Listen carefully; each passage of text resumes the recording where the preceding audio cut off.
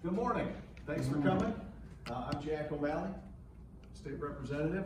I'll start by telling you a couple little things that I'm working on and where we're at, and then I'm happy to chat about whatever.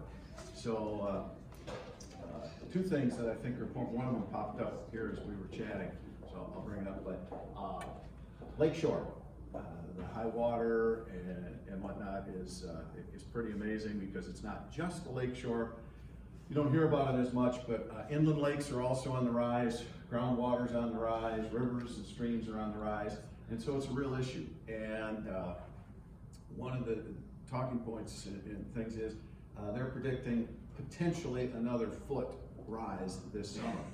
And we hear about, when I was in Manistee on Friday, a woman came, she's one of these folks, she has a home on a bluff that's about to go over. And I don't mean to disrespect anybody in that position, but that gets a lot of the attention, understandably. But I toured Ludington and Manistee, and the infrastructure of our coastal cities is in bad shape too, taking a lot of hits. The Michigan Municipal League, which basically represents all the smaller communities, not Detroit, Grand Rapids, but the smaller, they asked their members to come up and give them a damage total to date, and it's across the state, it's $53 million. So that's, you know, one river walk, one roadway. Ludington has an intersection that's a main intersection for all its pumping and whatnot, but it's now below lake level because the levels are so high. So that's why I introduced my task force bill, which so far has been greeted with a lot of support. And the idea is, I know there are people working on the current situation, and I can go into my thoughts on how that's being handled, but my task force says, look, let's look at what we need to do, because just like they have earthquakes in California and hurricanes in Florida, we're gonna have high water again. We're Michigan, we're the Great Lakes state, Wisconsin, etc. So let's learn from what's happening here, because I don't believe we learned when we were having the same issue back in the mid to late 80s, because we were in the same situation. And the analogy I use is you have a leaky roof. Well, it only leaks when it rains. When it's not raining, you forget to fix it. And then it rains again, and oops, I got a leaky roof again. So that's the task force would say, hey, let's learn, and it would members would be appointed by the governor, but they would come from Eagle, Emergency Management, Army Corps of Engineers, National Weather Service, Lakeshore communities, et cetera, et cetera. It's a wide range. I believe there's 13 or 15 members to the committee, and they would be, as soon as they have a year, once they were set up, to come back with recommendations. So I think that's important as we look to the situation. The other thing that was kind of mentioned here, because there was a little cut on the radio this morning from an interview I did last week, childcare. Childcare is interesting. I don't believe that it's on the radar, but childcare in Michigan is in a very bad way. Childcare in rural Michigan is got a death knell, because for whatever reasons, my belief is that Lara, who's in charge of it, is really focused on centers for daycare. And in rural Michigan, centers really don't, they might make sense in a Traverse City, which there are a couple, but in smaller communities, you really need in-home daycare. And so I'm discussing that with the folks in the childcare industry, and hopefully come up with some ideas and changes as to how we can get that daycare back. I had a couple of different business folks talk to me over the course of the last year. The first one said, you know, we talk about wages and workforce housing, all important, but one of the things that people don't talk about is childcare. And his belief was that childcare, you know, when you talk about the chicken and the egg, when it comes to workforce and younger workers, childcare is just as important, if not the most important, to bringing workers into an area. So flash forward to about, well, now a month or so ago, I'm chatting with a business gent and I brought up childcare. He says, oh my gosh. He said, I've interviewed some talent for his job that he had open that he said it's you know, the head of household income, it's a great career, they need good people, and the person is very interested, but when they then check and see that the waiting list for daycare is a year or 2, depending where they go somewhere else because they have desirable skills. There's other people who are hunting for them. So we've lost good quality people who might be moving to northern Michigan to fill some of these jobs because they look and they're gonna have to wait a year, especially if you're moving into an area and you don't have grandma and grandpa to fall back on. So childcare is very interesting, and I think that again, most people don't really think about it because I didn't. I mean, several children back in the day I did, but I didn't realize childcare was in the straits that it was until I started knocking doors as a candidate 2 years ago. And because, you know, I'm 60 now, childcare wasn't that big of a deal anymore. But for young people, it is, and young families, and or that single parent who has got to decide to either work and figure out daycare or go on government assistance. So it's interesting. I can talk more if you like, but I also came here to hear what you folks have to say and answer any questions or direct you in the right way if you have a specific issue, and I can help you with. So I'm happy to chat. Any specific questions? And I can talk about other things too, so I just don't want to control the whole conversation. Yeah. So I believe you had an article about how the roads should not be fixed with taxes or bonds. So I was wondering how you think they are supposed to be fixed. The bonding is, that's what it was. I'm not a fan of the bonding, as it turns out a lot of people aren't. So here's the situation. This is the big picture. Last year, we're discussing roads, and the budget was an issue. And the decision was made by the governor and the leadership of the House and Senate. Let's figure out the budget.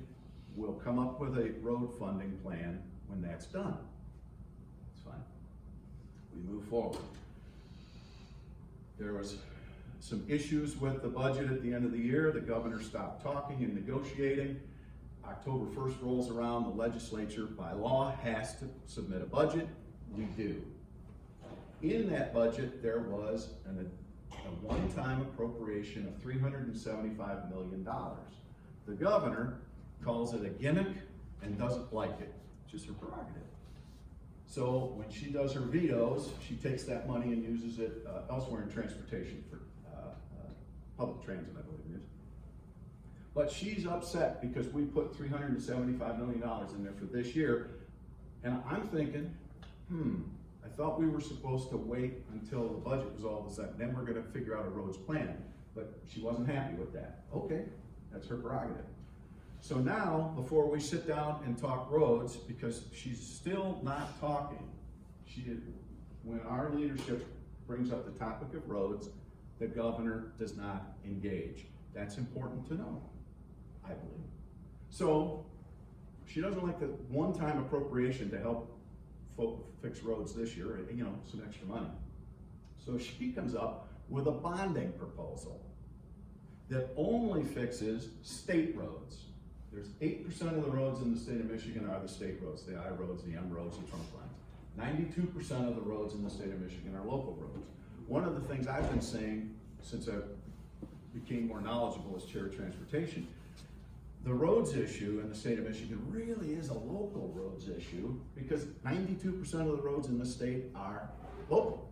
That's not to say we don't need to fix the state roads, but the percentage of roads on the state level that are in good shape far outweigh the local roads.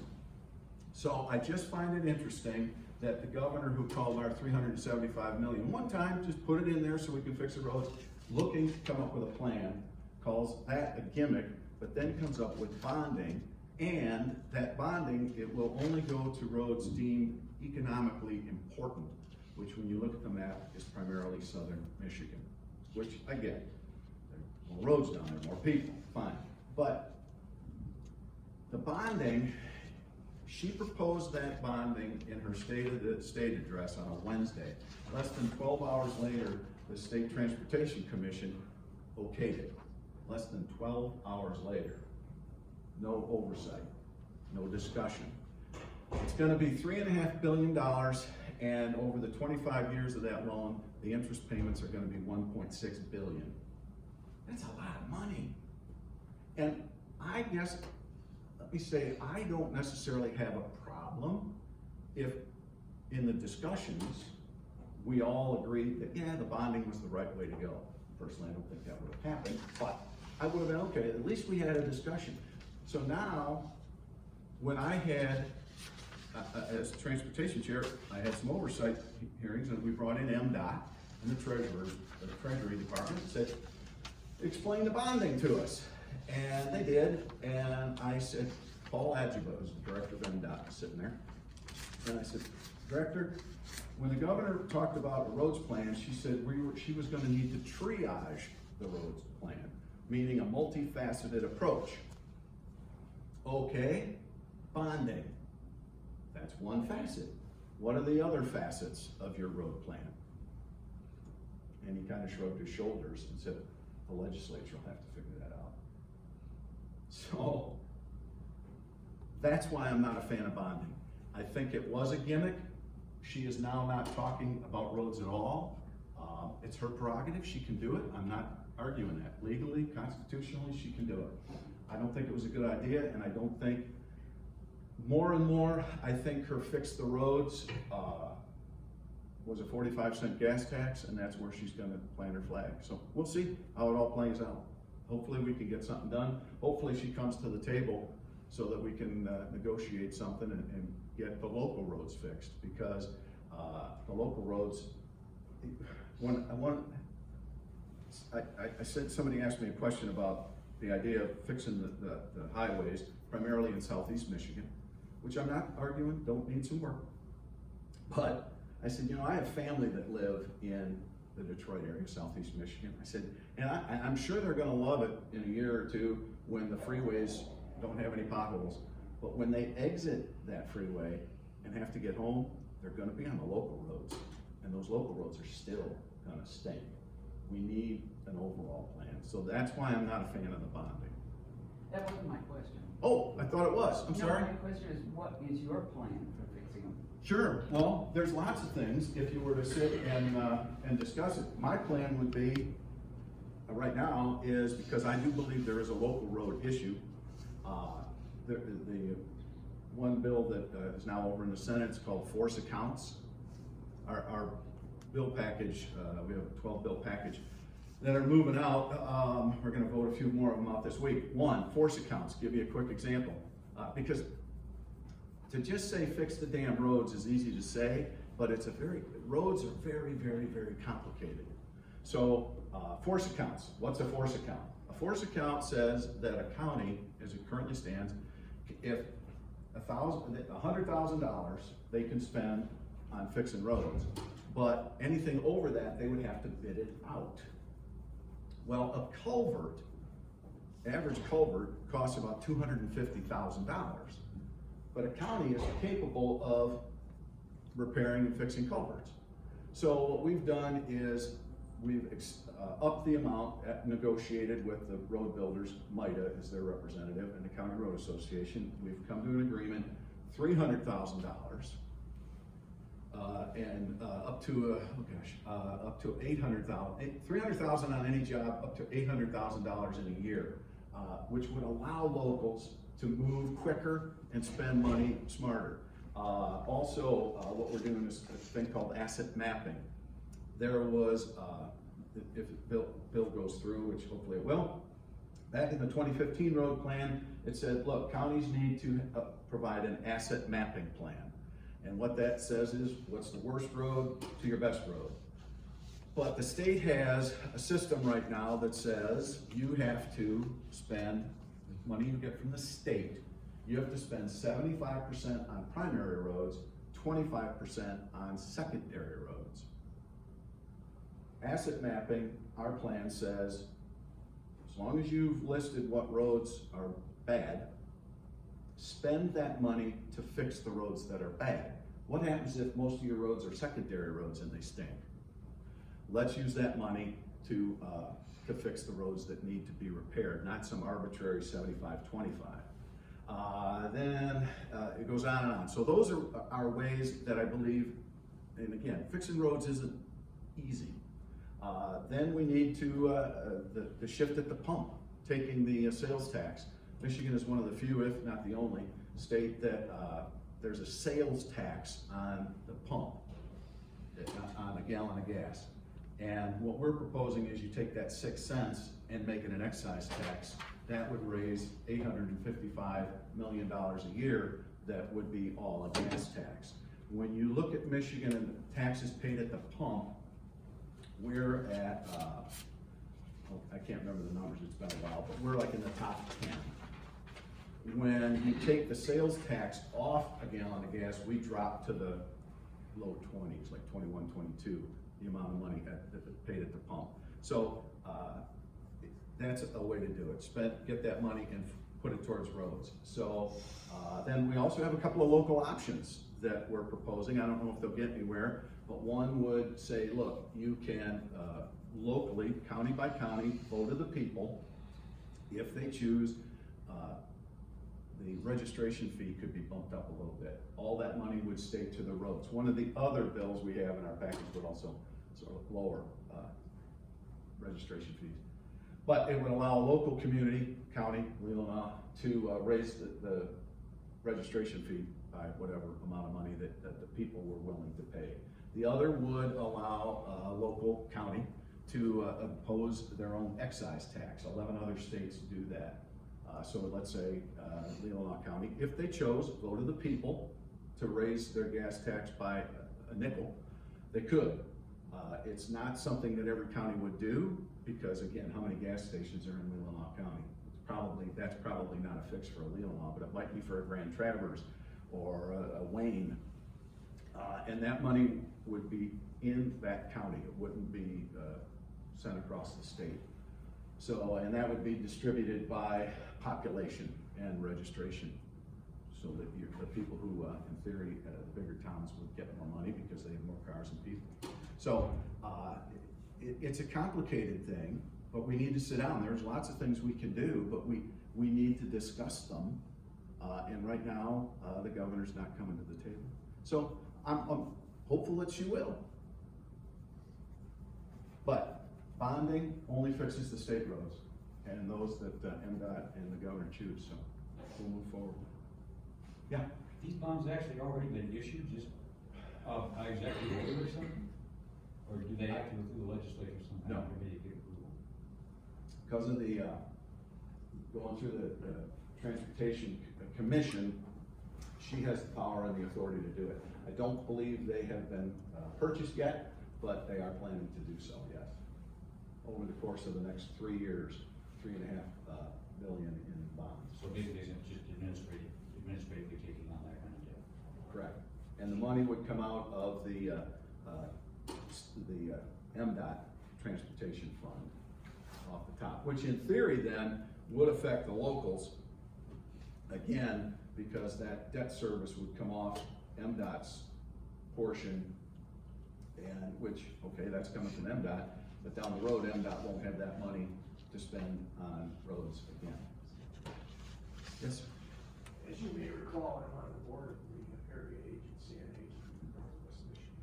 And there's evidently big changes coming from the state in how senior services are going to be structured and funded. I'm just wondering what you're hearing. You know, I haven't heard a ton.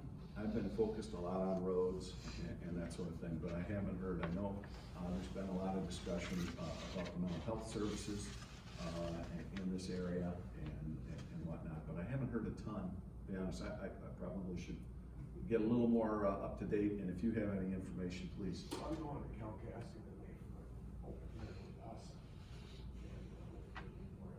And then let's check in and tell me what's going on.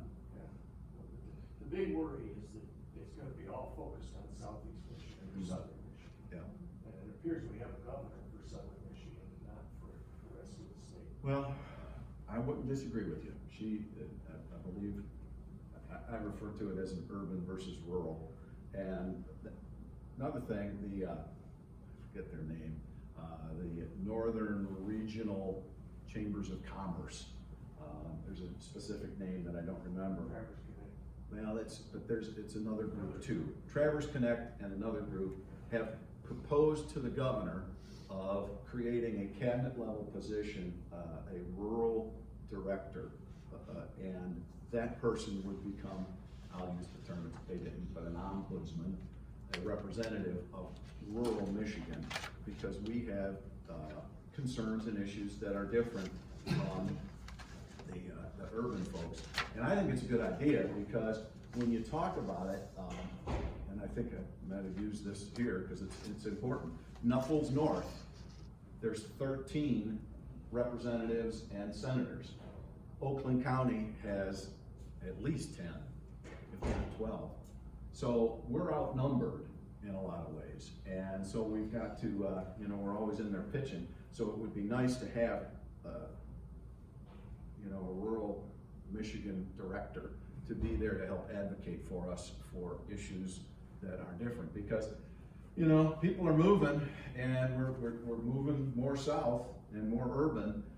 If we want to continue our way of life in a rural setting, an outstate setting, all across America, we have our own issues and concerns. So, All the retirees who come here. yeah. Just review that bond cost again for interest. Over the 25 years, we will, it's $1.6 billion. 40% more. 40% additional cost just on interest that we get nothing. So the other problem with the bonding, and the other issue that I have with it is, thank you for reminding me, is you are right. This bonding will fix those roads in southeast Michigan and southern Michigan, because there's some in Kent County and that too.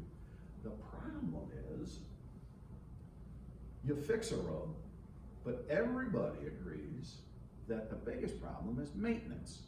So there is no money appropriated for maintenance of those roads once they're fixed. And that's how you keep a road, the 30-year road, the 40-year road. A big part of that is, once you get it fixed, you gotta maintain it. And right now, there are no funds set aside for that. So it's, can't think of a good analogy in your house, but you fix it, but then you walk away from it and never maintain it, never put another coat of paint on it, whatever the analogy would be. We're not doing that. It's not funded for, at least not yet. So, We should just put another burden on us with interest. well, yeah, that's why I'd like to see a plan. I'd like to see the governor to come to the table, because, and I'm not here picking on the governor. Please don't hear me say that. What I'm saying is, it's a frustration with what's been happening.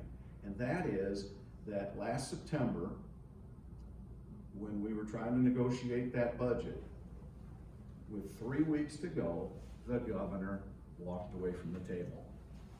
And that's just the truth. She stopped negotiating, and that's why we went to the October 1st and we presented the budget that we did. She knocks down the $375 million, and now when it comes to roads, she is not talking about it. And I'm being told by my leadership that when they sit down and say, all right, here's on our list, 4 items, one of them's roads, they only talk about 3. She does not want to talk about roads. If she's got an idea or a plan or a strategy, we'll find out. But that's my frustration, is let's talk about this. Let's sit down, and so. Yes? I have to ask, it seems to me that when the initial discussion was going on, that there was a suggestion that the tax that is collected at the pump, 6% or something like that, 6 cents. comes away away from the schools and gets put into the roads. But nothing is then done to ameliorate underfunding the schools. Well, that was part of the discussion, and that's part of the bargain that needs to be made. right? And we can't come up with an answer if no one talks. So one of them, there were two measures that were discussed, and you gotta remember, we're going back to last summer. When somebody says all items are on the table, that means all items are on the table. Doesn't mean that all items will be used. All items are on the table. So when it came to schools, and if we did the shift, how would you backfill schools? Well, one proposal was bonding. Well, nobody liked that idea, but it got all the play because nobody really likes bonding, but it got all the play. The other thought was to refinance the teachers' retirement debt, Nipsers. So what I've been told is that Nipsers is the payment is growing, and the state has appropriated funds above and beyond the school aid fund to pay for the teachers' retirement fund over the years. But like a mortgage, this payment is ballooning, and I don't know the amount of years, but in the next couple of 3, Nipsers' payment is going to be above and beyond what the payment is the state can handle right now. And if that happens, then if they stay the same, then money would have to come out of the school aid fund, the classroom, to pay for that retirement issue. So the thought was that if we were to refinance, just like a mortgage, if we were to refinance Nipsers, nothing would change in the retirement plan, but we would extend out the payment, which some people don't like, but it would extend it out, and it would save about, I don't know how, I don't remember, 600, 800 million, whatever it was, a year from payments, because we've extended it, that we would use that money saved from the payment to Nipsers to go back into the school aid fund to backfill. The governor doesn't want to do that. So that's one of the sticking points, and that was what the discussion was, a way to do it. Because remember, our job as a legislator, first and foremost, is to appropriate funds. And that's why when October 1st rolled around and we had to submit a budget, because that's our job, we did. And the governor didn't like it, but that was the budget we had submitted to her in September that she stopped talking about. So we just submitted it. So where does the money come from? How do you do it? 45-cent gas tax? I don't know.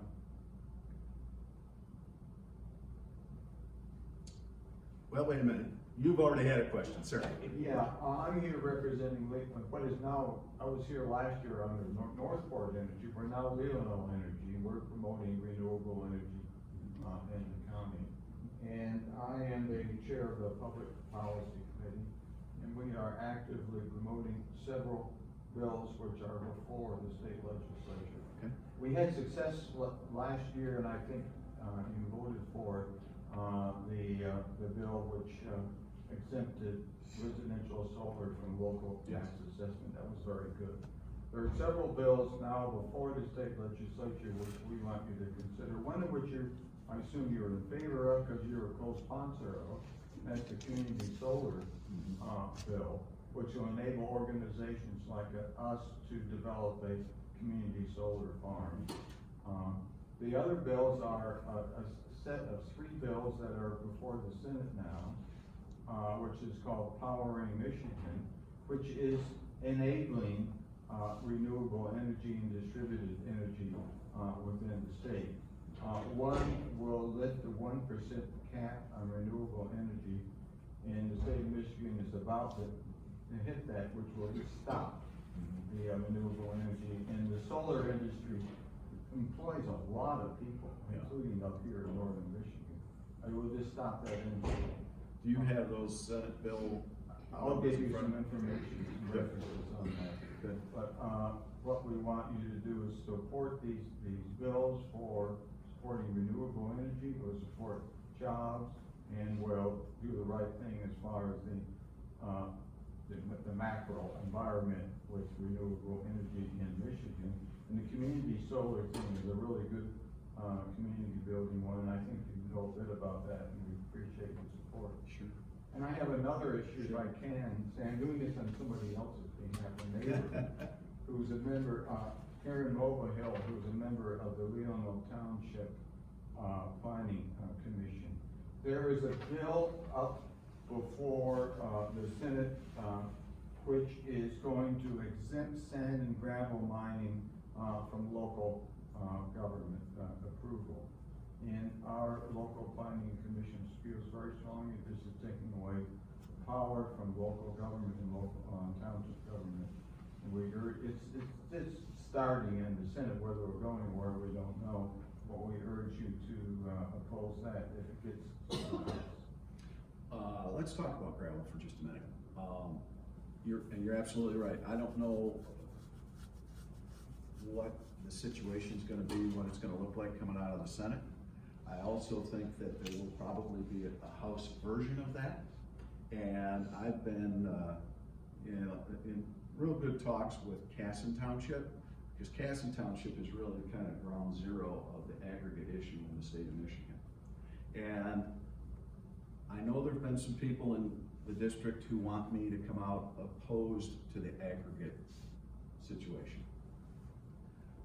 But I'm standing on the yellow line in the middle of the road, because I don't know what that Senate bill's gonna look like, but I am kind of in negotiations with the folks that have the House bill. And what I've told the people in Casson Township is, I understand their situation, and I want to make sure that they're protected. And so, you want me in that room. I'm not a sponsor of the bill, but I'm talking to the people who are. And one of the things I learned when I got to the legislature is,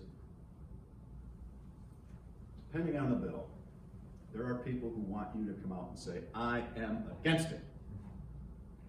But once you do that, you lose all voice, because the people who are for it aren't gonna talk to you. You see what I'm saying? So if you stay neutral, people are willing to talk to you, and you can have their ear. So I know there's some people who want me to come out against that bill in the Senate, but I haven't. That's kept me in the room. You see what I mean? So, and as I told the folks in Casson, and they know that I'm working with them, I don't know how many people know what's going on with aggregates, but the state of Michigan is rich with aggregates. There are only so much aggregate though that's open mining. Part of the problem is, historically, we haven't protected our gravel deposits. I've been told that one of the best aggregate deposits in the state is underneath Grand Rapids. We'll never get to that, right? We built on top of it. So it's not that we don't have aggregates, we have a shortage of availability. The other problem that you have with aggregates is they're expensive to haul because they weigh so much. And when you get to that 50, 60 mile perimeter, it now costs extra to haul. So what you want to be able to do is have aggregate pits around the state in strategic locations so that you can haul and it doesn't raise up the cost. Again, our Southeast Michigan is an area that uses the most aggregates, makes sense, got most roads, et cetera, et cetera. But what's part of the problem that people they're running into is zoning, because as soon as there's much like a windmill farm, as soon as a windmill farm is projected, neighborhoods come out and say, whoa, we don't want that in our backyard. Same thing with an aggregate pit. A lot of people come out and say, oh, we don't want that in the backyard. And another problem is zoning, they drag it out forever and ever and ever. Not in every case, but in some. So that's just a thumbnail sketch of what's going on here, and that's what kind of proposed that legislation. So I'm confident that what's gonna come out of the Senate is not gonna be the final draft. I believe that the House versions that we're working on will probably be a little more acceptable to everybody. Those bills, I'm not against them, but they're not the best. They didn't work them at all. So Does that kind of give you a little bit of Yeah, reassurance? one other thing, have you heard anything about the process for these renewable energy bills? I know hearings are going on now in the Senate. Yeah, I haven't really paid attention to the Senate, but if you get me the numbers and things, I'll follow up on it. You bet. Yeah. You know, you never ask people for their names, where they're Oh. from. I'm thinking that would be nice for us to Okay, know. I apologize. Well, I'll make that My note. name's Sam. I have been looking at the Michigan report card, and, we don't always score very high in several areas. But the one area I was thinking about for today was that we're one of 7 states that don't have, all the other states have graduated income tax. Why is it that Michigan chooses not to have graduated income tax? It's in our Constitution. It's in our Constitution. Our Constitution is, the way it's set up now, you'd have to change the Constitution to go to a graduated income tax. And what you have to do to change the Constitution. Well, I guess, you'd have to have a referendum, would be the easiest way, statewide referendum. It would have to be on the ballot in every office. Well, yeah, you'd have to go just like So how do the Maryland, other states get it? set it up however they did it. I mean, our last constitutional convention was 1963. So we have an unfair income tax because. Not everybody would argue that it's unfair. So here, I'll give you my two, maybe I'm gonna break a good political rule and I'm gonna talk a little bit, not just specific. And I'm learning about things, okay? And observations are important to me. And when it comes to education, these are my early observations. Now hear me out to the end. Don't roll your eyes and spit at me. Just yet. Just yet. I'll wait until I'm done. I'll hold my spit. And you're in the front row, so I gotta be careful. So here's the deal. Jack's looking at things, and I see that Michigan is the 10th highest amount of money spent on education, not per pupil, just overall. We are 10th at $15.2 billion. There's 40 states below us that spend less overall. But when you factor in the educational outcomes, we're down at 42, 44, whatever it is. So that tells me there's 40 states that do better, and most of them spend less. So I'm just looking at this logically, and I say, you know what? $15.2 billion is what we spent last year overall on education. $15.2 billion. That's a lot of money. Is it enough? We can argue, but right now, that's a lot of money. So that says to me, and there's 40 other states that spend less, but do better. So maybe it's not the amount of money, but the system that's screwed up. Maybe we need to look at how we educate our kids and the system that we do that. And there's two things, and I've talked to some people in the education system, and I could go on, but a couple things that hit me for this conversation is that part of the problem is the people that lead our education system in this state are really unaccountable to anybody. And that's our school board, state school board, and our state superintendent. The superintendent is chosen by the state school board. The state school board is elected by the people, but if you notice their locations, they're pretty much all from the southern part of the state because that's where the population is.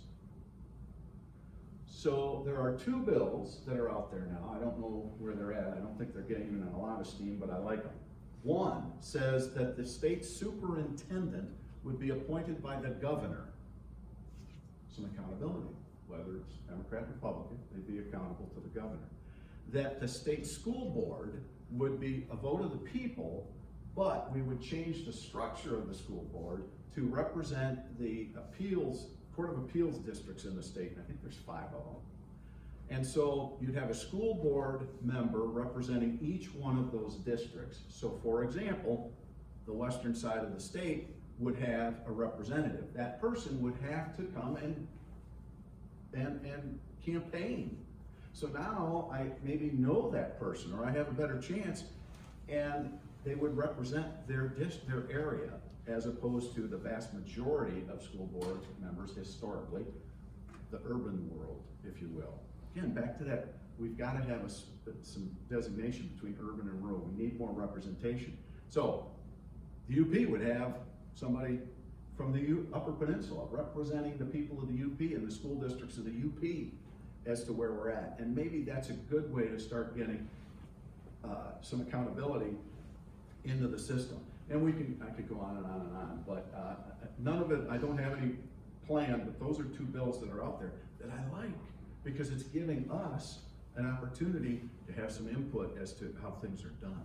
So, back to your graduated income tax, again, that's a constitutional thing, and it would have to be the vote of the people to get it changed.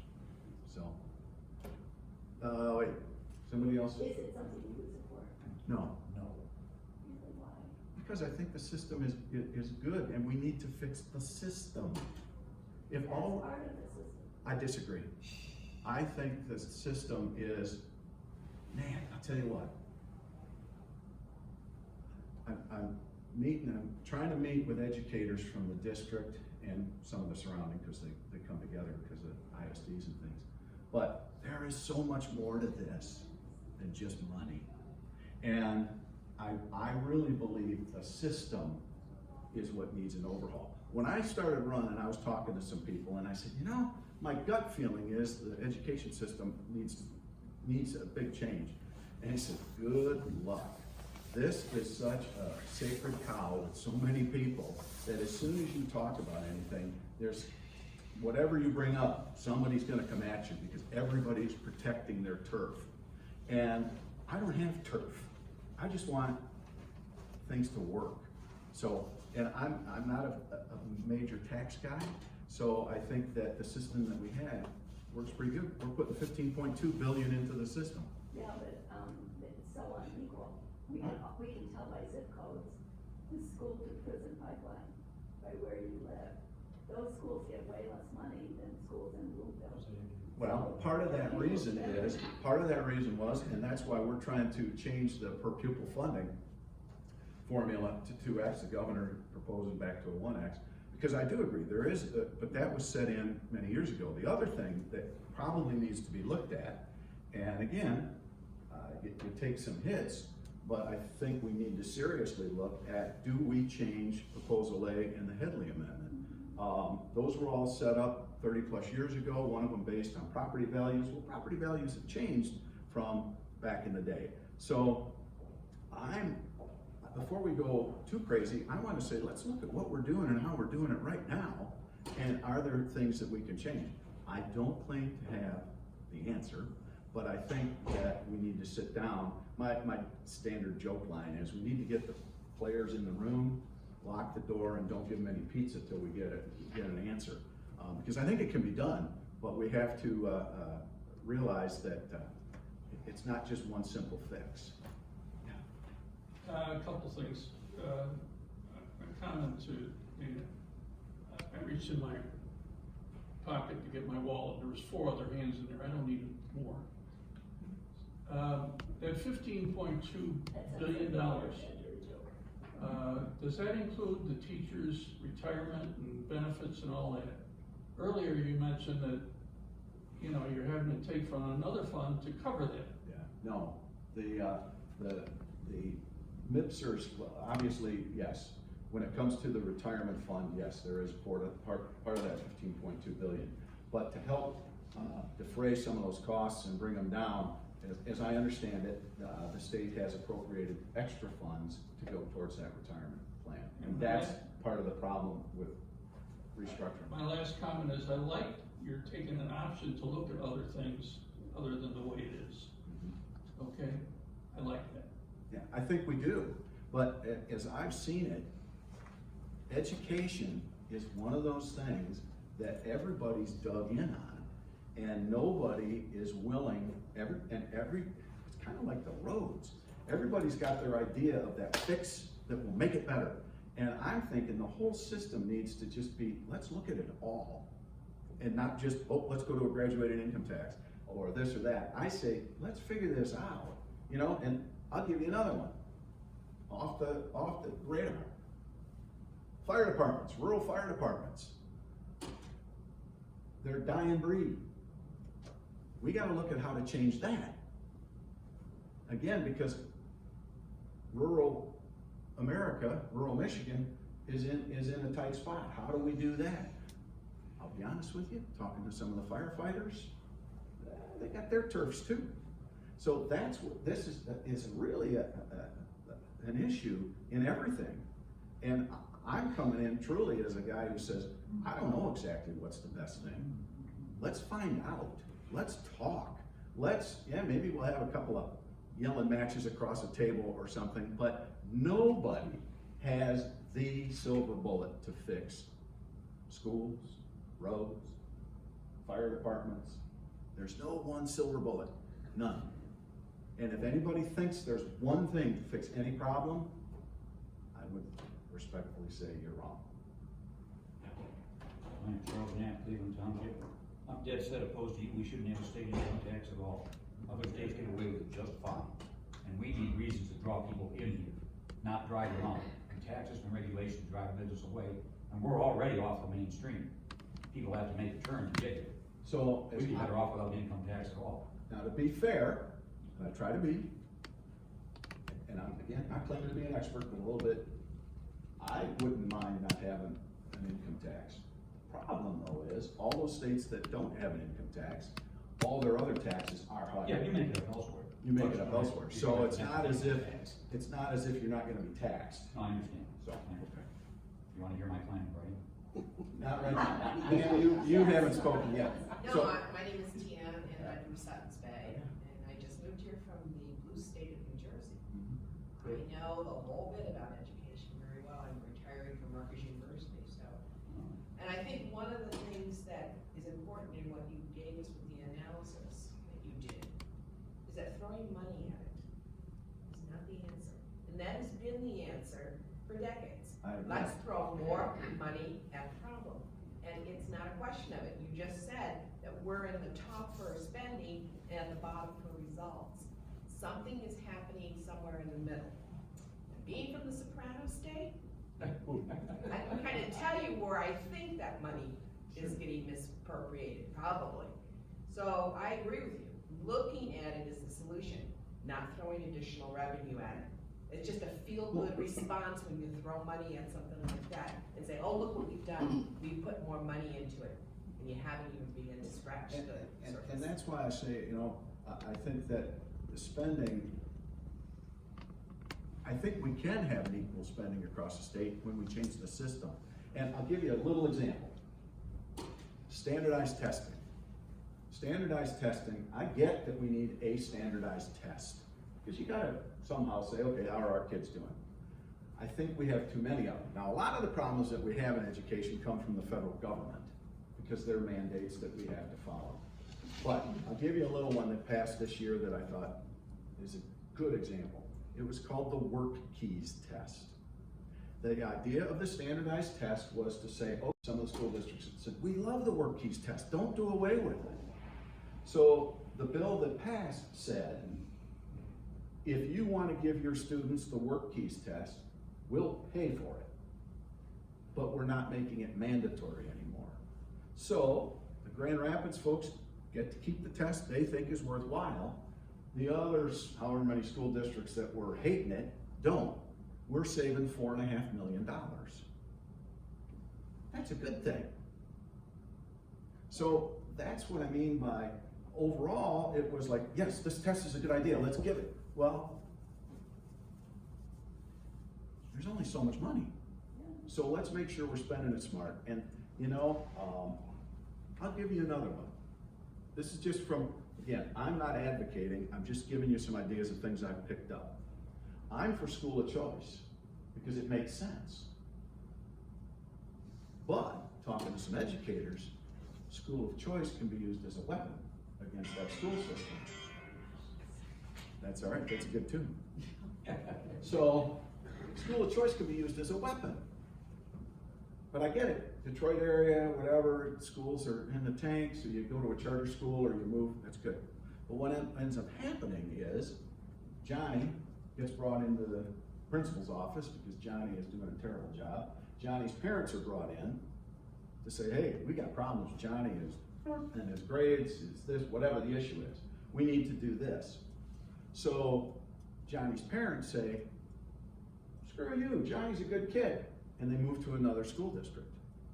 Now Johnny does not get taken care of because now he's moved to another school district and they don't know him yet. Plus his lousy grades are going to affect their funding because the grades go down. And this school system now loses a paycheck. I hate to say it that way, but it's the truth. And they know Johnny hasn't gotten any help. School of choice is a good thing, but there are parts of it that aren't. So how do we handle that? That's the system. Yeah, the superintendents and legal know are almost all against it because they say it also takes away from building community. So they no longer have all the kids at the games that they should. And they said But what if other places it's a good idea and it does work? So that's what I'm saying. When I say the system, those are the things I'm talking about. And what might work here, how do we make this all work? I'm also a realist. Nothing's ever gonna be perfect. And you're never gonna have everybody saying, woohoo, that's the way to go. So, but the way we're at right now, I think everybody has problems with it, depending on, you know, which group you're talking to. So I say, why don't we take the sacred cow and let's figure this out. The problem is people start defending. And I'm here saying, let's just get it right. Now, my life expectancy as a state legislator is down to 5 years. I don't know if I'll be able to get it done in 5 years. I'm gonna try.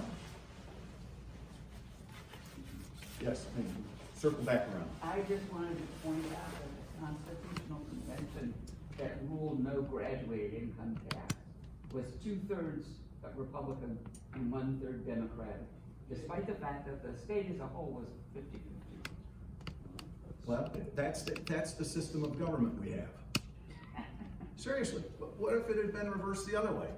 You know? It was ratified by popular vote. Yeah, so, there you go. I don't know. So, yeah. Sir, you have it. Yeah, I do.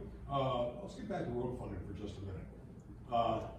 If I remember correctly, the original price tag for fixing roads in Michigan was $4.5 billion.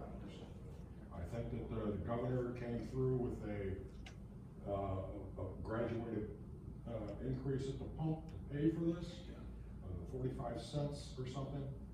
Somewhere those figures are there. Your leadership shot it down, okay? They didn't want to do it. Now, there's going to be this bond issue of how many billions that you mentioned? 3.5. Okay, and as this gentleman mentioned, that there will be the interest tacked onto that, which brings us almost back up to that level that I think I remember correctly. And so now, we're gonna pay that amount anyhow, yet only the roads downstate are gonna get fixed. Under her original package, I believe all the roads were gonna get fixed. Am I correct there? No. No? So, first of all, it was 45 cents, and several polls were done, and when it was first announced, 80% of the people in Michigan were against it. Later in the year, September-ish, another poll was taken out, and 82% of the people were against it. So it wasn't just the legislature. The other thing was, she was going to take that 45-cent gas tax, and it would be imposed, and you say graduated, it was 15 cents. Every 6 months it went up 15 cents. So in a year and a half, Yeah. I wouldn't call that graduated, it was a quick climb. But anyway, Not all at once. not all at once. So, the thing was, she was taking that money, 45 cents, and the $2 billion that it was gonna raise, a little over $2 billion, that it was gonna raise, and put it in a separate fund other than PA 51. I think she called it her Michigan Strategic Road Fund or something. And it would go to roads that were declared economically important. And when you looked at the map that she gave us, and I have one in my office, that roads that were eligible for this, there were a couple in the 101st, the vast majority of them were in southern Michigan. So she was gonna bypass PA 51 and put it in a separate fund that was gonna go pretty much to where her bonding proposal's going. So that's not really the case. All right, fair enough. Thanks for answering You that, bet. because I'm trying to I understand. realize why you seem to advocate now for higher user fees, registration fees, and a higher gas tax for us. But- When we could have probably solve the entire That problem higher, with hers. that higher registration fee and that higher gas tax would be a local, Okay. and it would be by a vote of the people for that county. If they didn't want it, they didn't get it. Right now, the only way for people to pay for local roads is a millage or bonding. Millage, so that's a property tax. And so, these would be excise tax, user fee. Again, I doubt Leelanau would do it, but now everybody who comes to look at Sleeping Bear Dunes gets a tank of gas, and then they head back to wherever, that money's going to your roads. Yeah, tax is tax. Yeah. Okay, well, Yeah. oh, thanks for You clarifying. bet. I got a couple more questions. Yeah. Don't mess with proposal A. It's worked like this for 30 years. Well, here's the thing though. I'm not Before saying, proposal A, the assessor held a gun to your head every March. well, but here's the thing. I'm not, if you're gonna put things on the table, everything has to be on the table. And that doesn't mean that proposal A goes completely away. Maybe there's parts of it that you say, hey, we've gotta keep. You see what I'm saying? So, but right there, if you aren't willing to talk, then we're just gonna keep, here's how I view education. Little house on the prairie, one-room schoolhouse. And over the decades, we've had it on. Maybe there's a point where we need to just stop and say, ooh, let's rethink how we do things. So, that's all. And again, I'm not here to advocate one particular thing, but funding is an issue, what's going on in the classroom is an issue, what we expect from mom and dad has become an issue. But now you're stepping on toes, and people don't like their toes stepped on. But to get things done, sometimes toes have to be stepped on. But if you don't have what, did you step on her toe? Oh, I did. So, you know. My toes are strong. Yeah. As So, far as road funding, Yeah. keep in mind that during the election process, she denied wanting a 20-cent per gallon gas tax increase. She As did. soon as She she was wanted 45. elected, all of a sudden it's 45. you know, And even the Democrats wouldn't support that. it's true. And I'm here, you know, I'm trying to be, I think I'm a pretty nice guy. And even if I say so myself. And there are some things the governor has done that I am not a fan of. But you know what? One of the things I will never knock her. You know, I think she thinks she's doing the right way. I disagree with her, want to talk to her. I think there's ways she should be doing things differently. But you know what? She's the governor and we got to figure out a way to work around it or get her to come to the table. And sometimes, you know, and that's the politics of things. And I'm learning that is what you do at your kitchen table or what you do at your business isn't necessarily how things work in politics. And, you know, there is a saying, you're playing politics. Well, why is that? Because in politics, sometimes you have to do something or say something to maybe get this, because what you're saying publicly isn't really happening underneath the radar. So, you know, I will admit, over the decades, I've been frustrated with politicians and the way things go. But now that I'm there, and I mean, I knew it too, but it is a little different animal. And now somebody goes, oh yeah, you're all a bunch of cheats. No, it's just a little different. And you know, one of the things I learned when I got there too was 56, 20, and 1. 56 representatives vote yes, 20 senators vote yes, 1 governor signs it. If you don't have 56, 20, and 1, you don't get nothing done. So if you just stand there, screw you. You don't get to 56, 20, and 1. And when I was in my orientation, Brian Calley came in. He was the outgoing lieutenant governor. And he said something that I thought made a ton of sense. He said, let's say there's an issue that's here, and you'd really like to get it to go here. But you vote and agree to get it here. People will say, well, why the hell did you wait? You were never gonna get it to there. So you took what you could get and hoped that down the road it could get to the next level or on there. 56, 20, and 1. You know, so that's. No, I love that he said, that, you're gonna work on getting the governor to the table. I'm gonna try. And I appreciate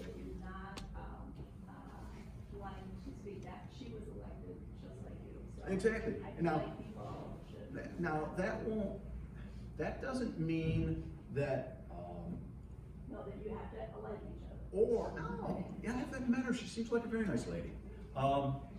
She actually looks like my daughter, which is kind of weird. When I see her, I even told her, I said, Madam Governor, when I see you, I think of my daughter Beth. So I said, if I ever slip and call you Beth, that's fine. But, you know, yeah, you just gotta work, and, you know, she's doing, no, I know what I was gonna say, sorry, is that I said a couple of things in the press after the bonding that, you know, you say because you want it to get back to whoever you're talking about. And one of my quotes was, that if your battle cry is fix the roads, this plan, the bonding, if your battle cry is fix the roads, that's plural, not just the state roads. And I said a couple other things. Well, somebody sent it to me. She was at an event in Grand Rapids, and she mentioned, kind of alluded to something that I had said. So she heard me. You know what I mean? I don't think I was being disrespectful, but I wasn't just falling over either. So I think that's part of it. You know, and politics isn't, you know, running the hardware store.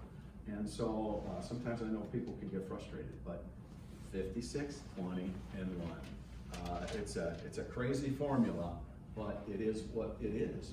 And you know, I've said this before, but you know, having a Democratic, as long as the House and the Senate stay Republican, having a Democratic governor is not always a bad thing. Well, I'm hoping that isn't always true. Me too. I hope to get a Republican back in the governor's station. Maybe you have a spot. Yeah. I just got here, so I'm sorry if I missed this, but how about getting a bill to a vote? We often see that, you know, they're sitting on the table and never come up. Sure. What's your thought on that? Well, that's how the system works. You know, because a lot of times what will happen is a bill will drop, and then I hear, it better not move, or whatever. And that's where being a chairman of a committee is a very powerful thing. Because when I got the chairmanship of transportation, I'm gonna have to get in there in a minute because I gotta get down the road. But when I got the chair, I said to the speaker, I said, do I get to do what I want, or do I do what you tell me? Oh, I'm new, right? He said, Jack, it's your committee. If I need something, I'll let you know, but it's your committee. So the chairwoman can choose what bills to take up. And there are some bills out there, depending, you know, no matter which side of the house it is, or which party's in charge, they won't take up a bill because it's just not what we feel. Now, I've got a bill coming in through transportation. One of our Democratic members proposed it. We're going to hear testimony on it. So it's not as if just because we're Republicans, nothing that's a Democrat's bill gets through. That's not true. Because if you work across the borders here, across that aisle, 56, 20, and 1. So whoever's in minority, and I've talked to a lot of Republicans who were in minority years ago, you now know that you got to go across that aisle and say, hey, what about this? And you work because you've got to get to 56, 21. So that's just the way the system works everywhere, from Washington down to your state capital. Bill gets dropped, doesn't mean it's going anywhere. So that's why you don't freak out. Even the Senate aggregate bill that you're talking about, a lot of people worry that that's going to be it. Well, there's something happening in the House too. And then if two bills, House passes one, Senate passes another, and they're not going to work, you go to a conference committee and you talk out and you come to a compromise, then you move it forward. So, yeah. All right, I got a scoop. Please, repomalley.com, got my Facebook page, the web page, emails, phone numbers, all that good stuff.